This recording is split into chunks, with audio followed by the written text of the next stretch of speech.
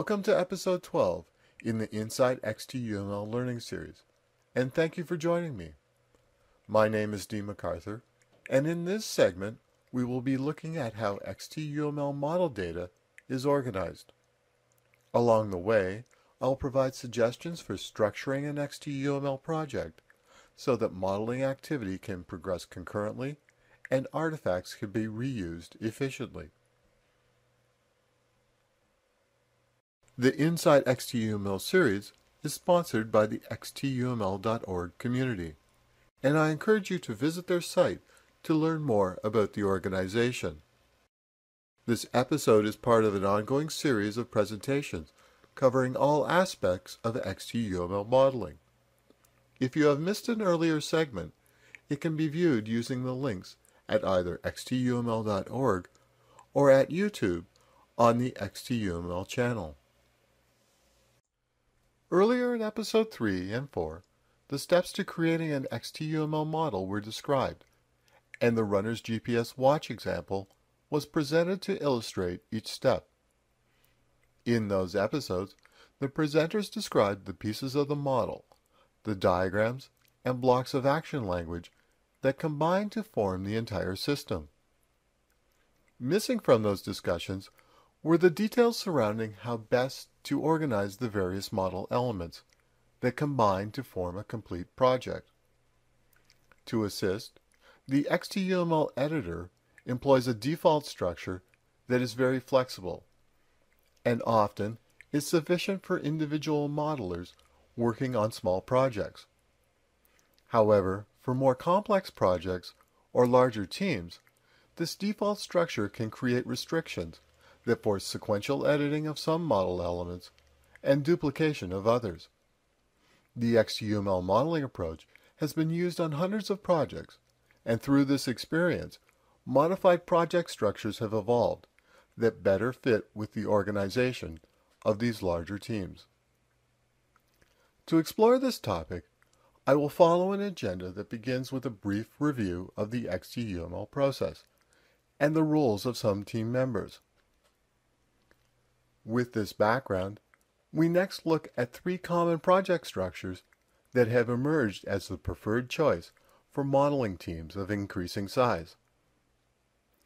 This exploration will be done through demonstrations, and I encourage you to follow along on your own desktop using the xtUML editor and the GPS watch example. In earlier presentations in this series, the xtUML process was described using 4 stages, namely system engineering, component design, test, and integration or assembly. At each stage, the activities performed match a unique role in the overall development of the xtUML model. The systems engineer is responsible for collecting requirements, identifying an architecture, and specifications that will satisfy the requirements. Designers are responsible for efficiently turning a portion of that architecture and its associated specification of behavior into a testable implementation. It is this implementation that test engineering uses to validate and verify that the proposed design satisfies the requirements and specifications initially identified. Once the correctness of the design has been confirmed, then integration engineers can assemble these validated components into a final production assembly. To satisfy these roles, systems engineers must capture analysis diagrams in xtUML, identify model components, and then define detailed interfaces. Component designers will capture the behaviors of each component in xtUML diagrams and action language. At any one time, a designer will likely only be changing a subset of the components contained in the entire project. Test engineers will create test components to validate the components and subsystems developed by multiple designers. Integration engineers have requirements similar to test engineers.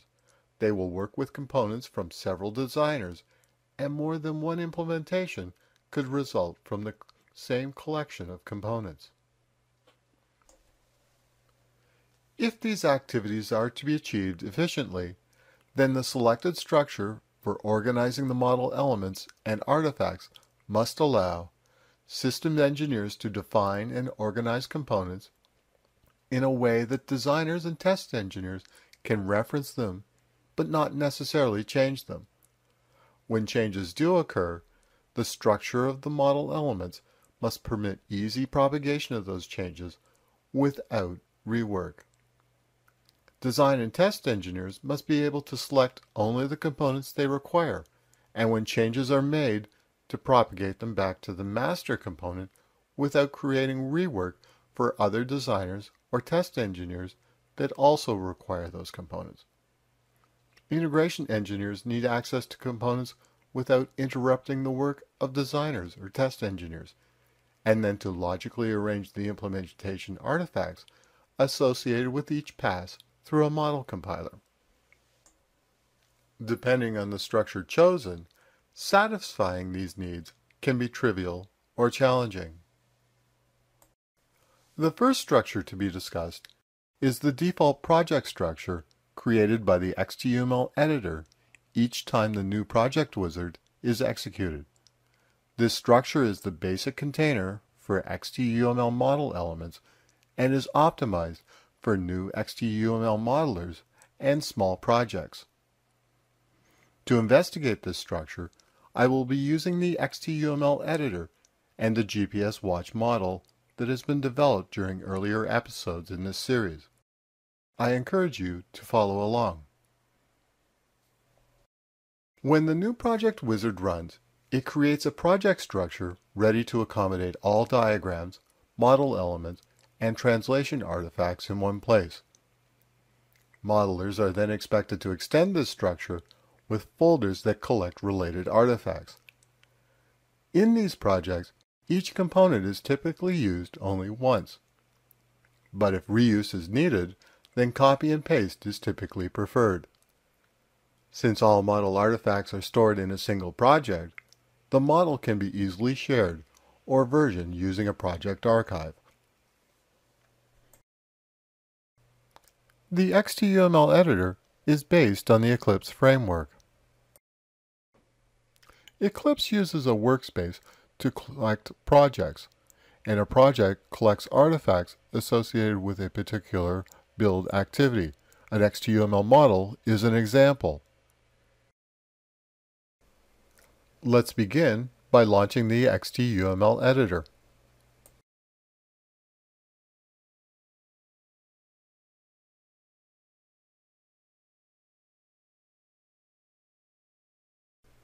Here I will define a workspace called Project Structure P1.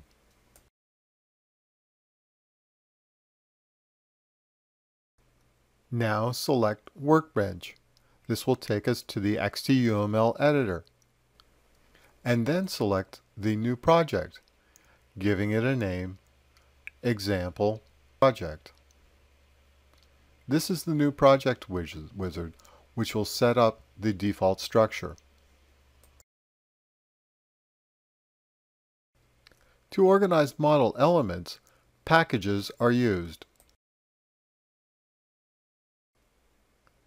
These generic packages form a high-level partitioning of the model. Generic packages can contain all other model elements.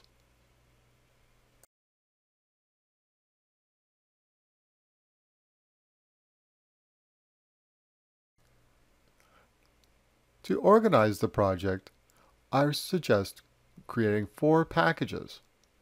One to contain analysis, a second to contain components, a third, and the final package can contain the top-level system. Here I'm using copy and paste, followed by rename to create the other packages.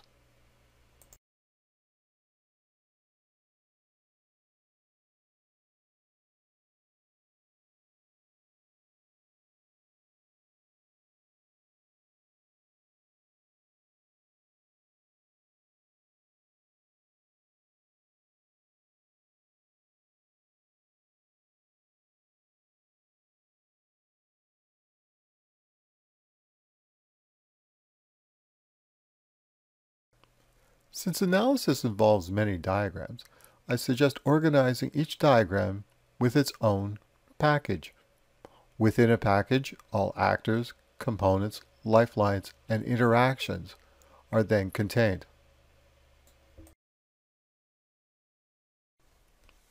As introduced in earlier episodes, the xtUML executable model starts with component diagrams, defining interfaces and the structural elements of the overall xtUML model.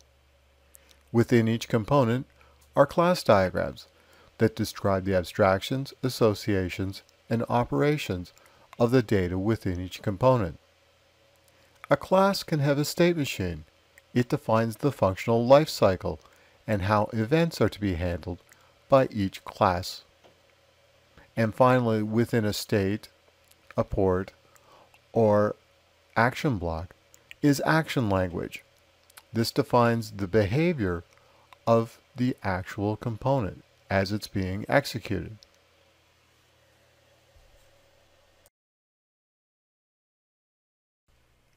Within the component folder, we will use the capabilities of the xtUML editor to create components according to the structure of the xtUML model. The folder will contain a collection of components. Here, I've identified a user interface component or UI component. Within package to describe the behavior, any potential functions that I wish to define, or action blocks in action language, as well as include test.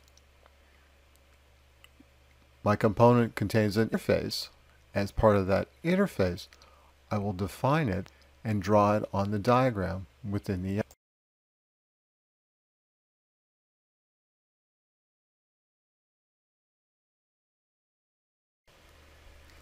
Under the Behaviors package, I will enter my class information using the capabilities of the xtUML editor. I could also use the palette to enter this.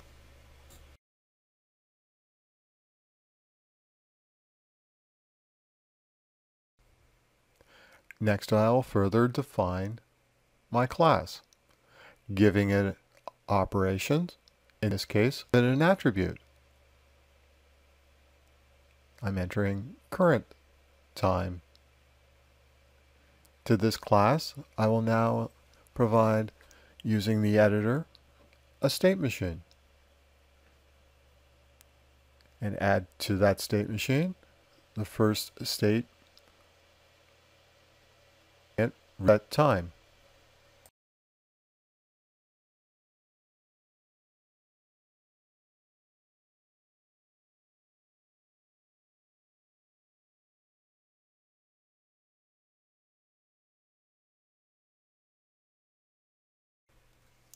Having defined my class, I now wish to define the messages that go between the component and the rest of the system. An interface is a collection of synchronous or asynchronous messages, and those should be entered as part of the interface definition that I'm going to organize as part of my interface package.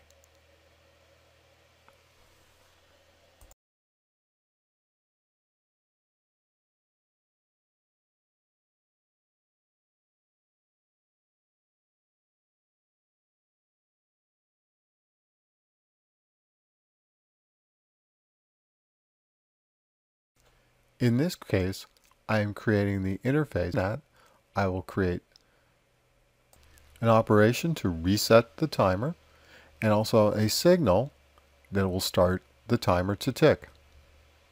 Each of these are entered as part of either the palette or being a selection from the Model Explorer.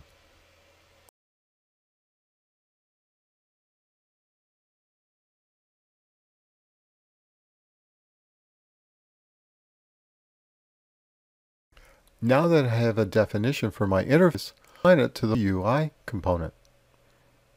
That is performed using the formalize and a selection.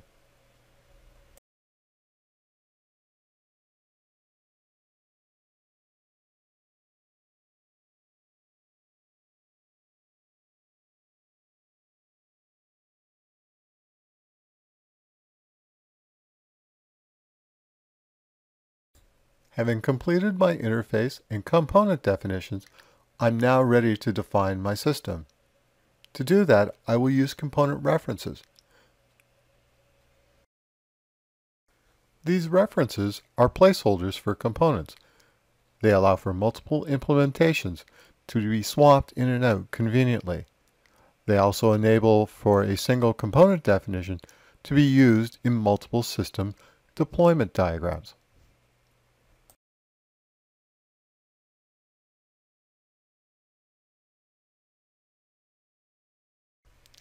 Here I assign it to the UI component.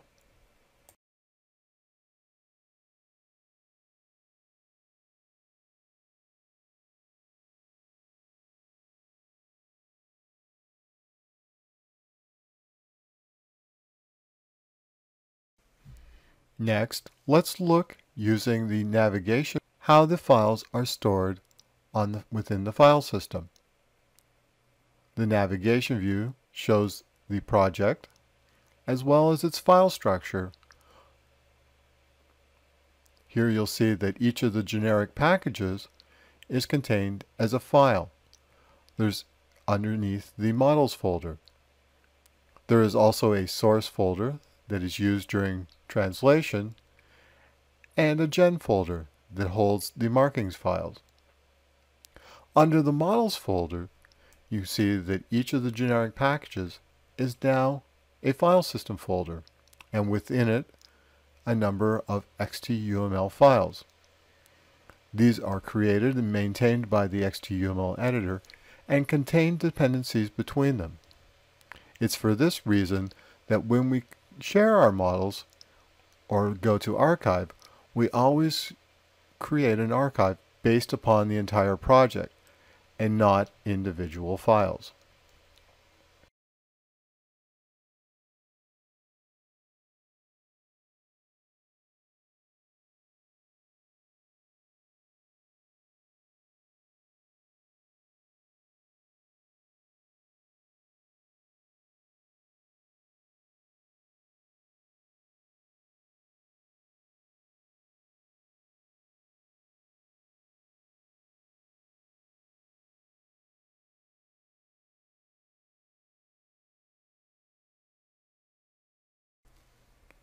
Again, here are the marking files underneath the gen folder.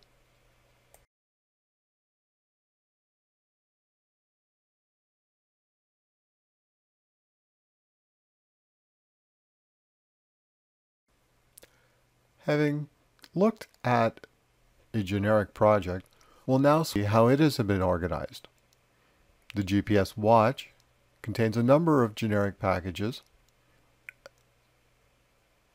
It contains an analysis, a library where many of the model elements are defined, as well as a number of interfaces. These interfaces including location, the user interface, but the general structure is exactly as we've just described. The system is defined using component references. There are extra folders for data types that have been defined and specialized to the project. The source folder here is where we've been able to use our model compiler and generate an input based upon the markings that are contained in the gen folder. There is also a debug folder where the executable from the sources was compiled and stored. Organizationally, our project is the same as we found with our generic project. The default project structure just explored is well suited for individual modelers and small projects where development activities can be serialized. However, for larger projects where model elements should be worked on in parallel, this approach runs into problems. The primary barrier is Eclipse, which requires exclusive ownership of a workspace while active. Consequently, two modelers cannot simultaneously work on the same workspace. If the work is performed in two workspaces, then it can be challenging to merge the changes back into a single workspace for execution and translation. To work around these challenges, small teams have preferred to organize their efforts around library projects. These libraries contain all the efforts related to a group of model elements, and each library is worked on independently by a single designer.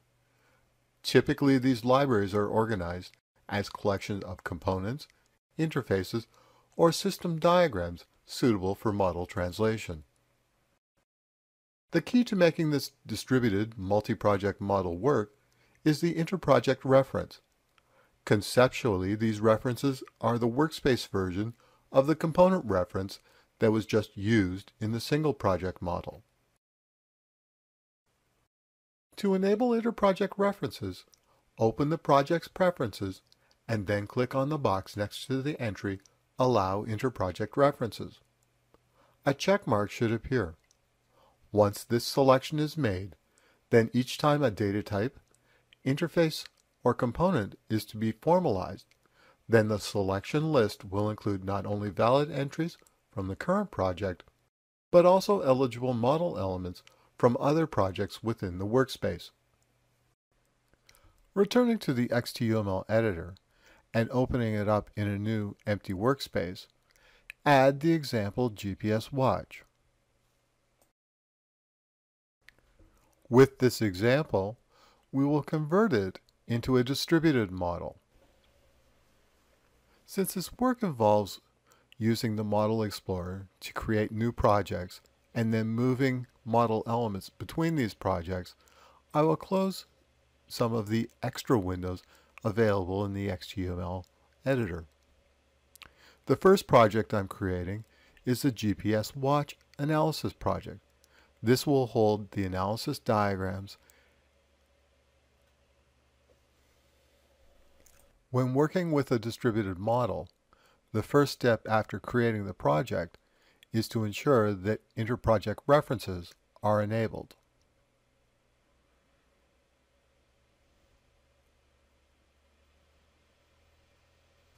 With interproject references, it is also possible to filter out and select only those projects where interproject references should be accepted from.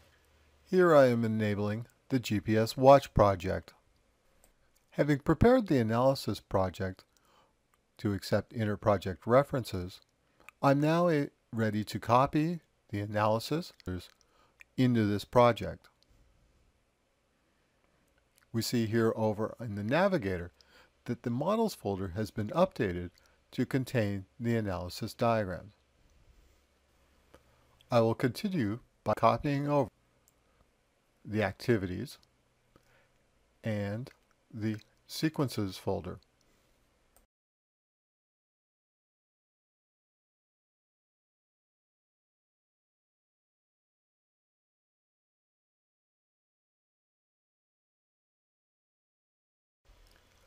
This completes the analysis project, and now I am ready to create a shared project to hold the data types and interface definitions for this project.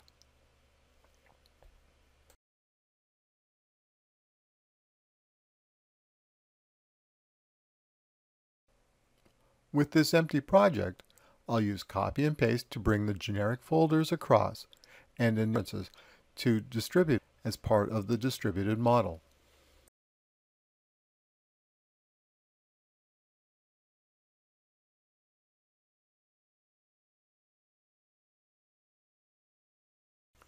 In this project, I'll include interfaces, data types, and shared external entities.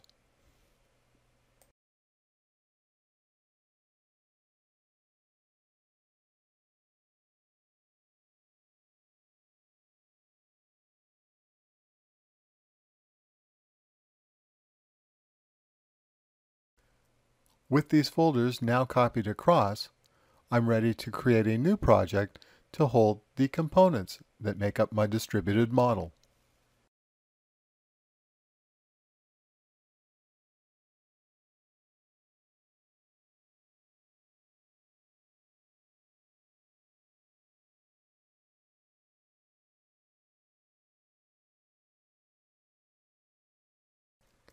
Again, enable interproject references and then use copy and paste destined for this component project. As part of the distributed model, I want to make sure that my project preferences enable me to see each of the projects contained in my distributed model.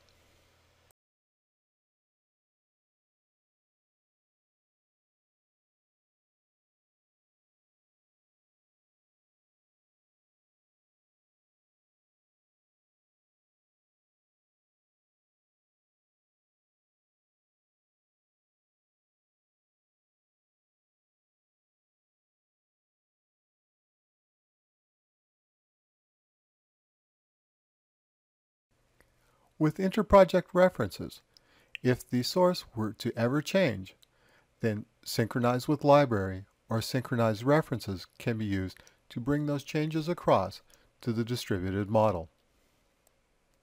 The last project I'll create is a project to hold my system top. This will be my simulation and translation project.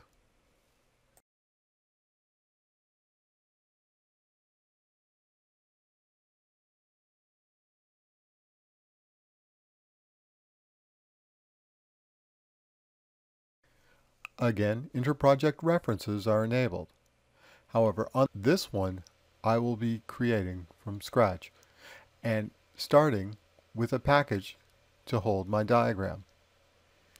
In System Top, I will use component references. However, in this case, the references that I will formalize to are interproject references. Here you can see that in my list of selections, I have both the GPS watch and the GPS watch component projects giving me choices.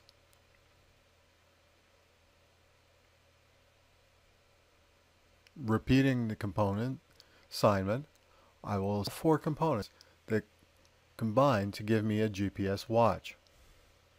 Components will need connected. That is the next step.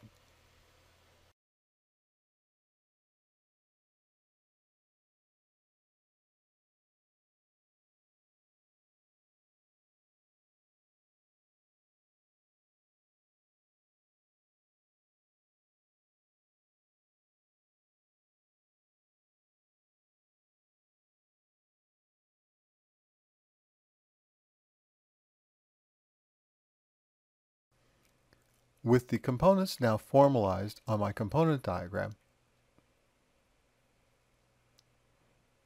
interfaces,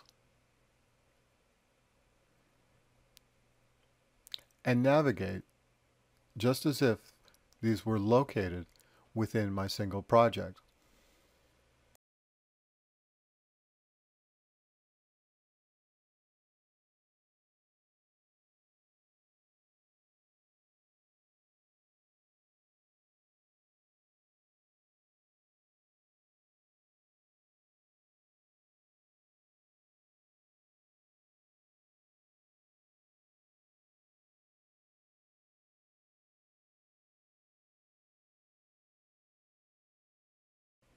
The diagram is now ready to or translated.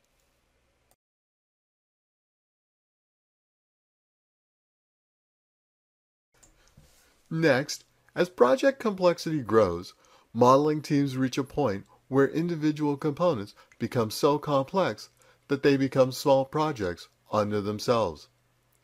This library approach, preferred by smaller teams, creates access challenges for these complex blocks, and scheduling bottlenecks result.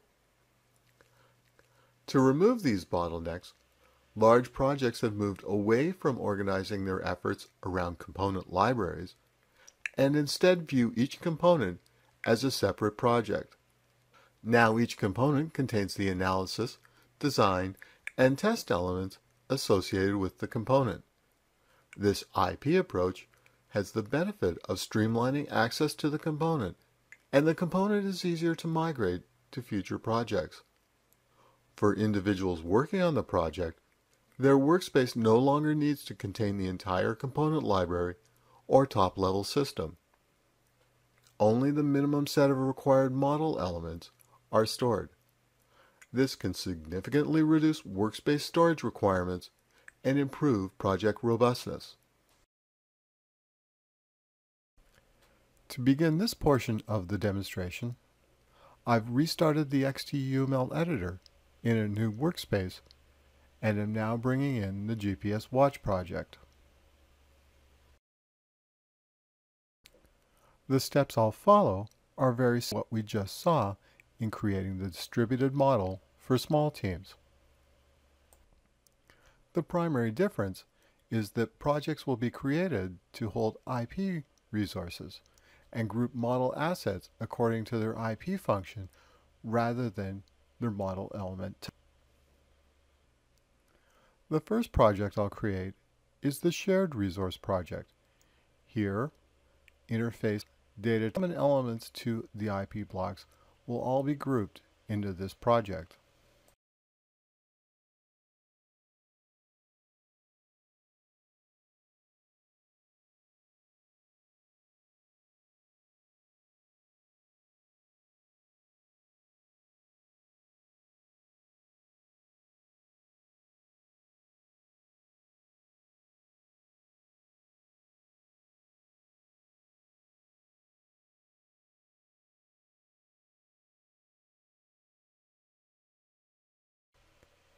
Next, we create the project that will hold the user interface. In this project, we'll place all diagrams, components, fixtures associated with the user interface.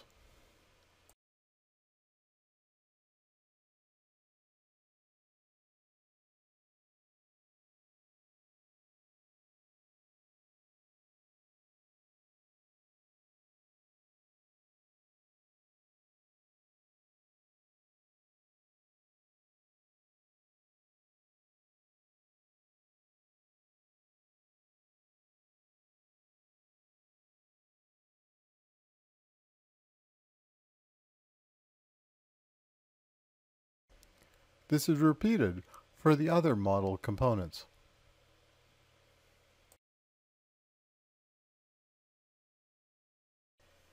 Since these steps are similar to what we've already seen repeatedly earlier in the presentation, I've accelerated this portion of the demonstration.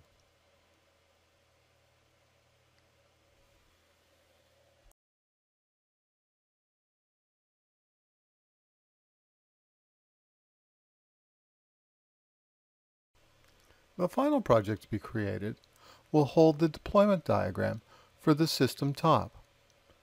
This project will be used for execution and translation into the final implementation. The project is structured the same as was used in the earlier distributed model.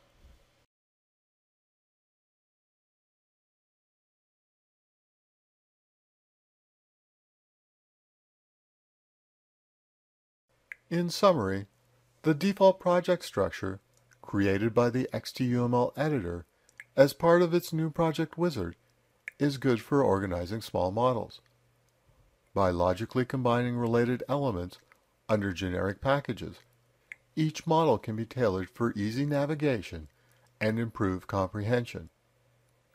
When components are to be reused within a project, then xtUML's component references capability can help organize the project so that component models are defined only once. Similarly, if components are to be reused across multiple projects, then inter-project references should be used. In all cases, when sharing or archiving a model, each project involved should be stored in its entirety and not only the portion believed to be changed. This will ensure the model's integrity has been maintained. That concludes my talk, and remember that this episode is available at xtuml.org and on the xtUML YouTube channel. Thank you for joining me, and good day.